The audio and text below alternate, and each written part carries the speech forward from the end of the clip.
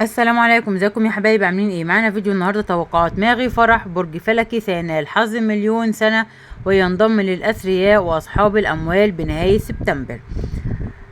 حظ برج الجوزاء من الفقر إلى الثراء. تتوقع ماغي فرح أن يتغير الحظ المالي لمواليد برج الجوزاء بشكل جذري في نهاية سبتمبر.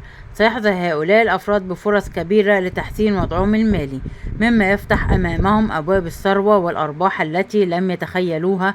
ستنطوي هذه الفترة على الكثير من الفرص الاستثنائية التي قد تشمل استثمارات مربحة أو فرص عمل جديدة تؤدي إلى زيادة دخلهم. ماغي فرح تقدم نصائح ذهبية لمواليد برج الجوزاء. عدة نصائح ذهبية لمساعدتهم على الاستفادة القصوى من هذه الفرص. استثمار الوقت بحكمة. من الضروري لمواليد برج الجوزاء استثمار الوقت في البحث عن فرص جديدة واستغلال كل فرصة لتحسين وضعهم المالي. تجنب المخاطر العالية. رغم الازدهار المتوقع يجب عليهم تجنب الاستثمارات التي تحمل مخاطر كبيرة والتمسك بالفرص التي تظهر فيها فرص النجاح بشكل واضح. التخطيط المالي الجيد.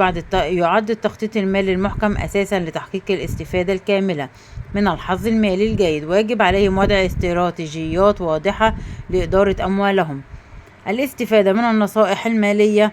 ينصح بالاستعانة بخبراء ماليين للحصول على استشارات حول كيفية إدارة الأموال الجديدة وزيادة الثروات. وبكده حبايبي يكون ده الفيديو بتاعي. مش تنسوني في اللايك والشير والسبسكرايب وتفعيل الجرس علشان يوصلكم مني كل جديد، وعيلتي صغيرة تكبر بيكم. يا أحلى متابعين ومشاهدين القناة، لغاية ما أرجع لكم بفيديو آخر. أسيبكم في رعاية الله وأمنه، والسلام عليكم ورحمة الله وبركاته. لايك وشير وسبسكرايب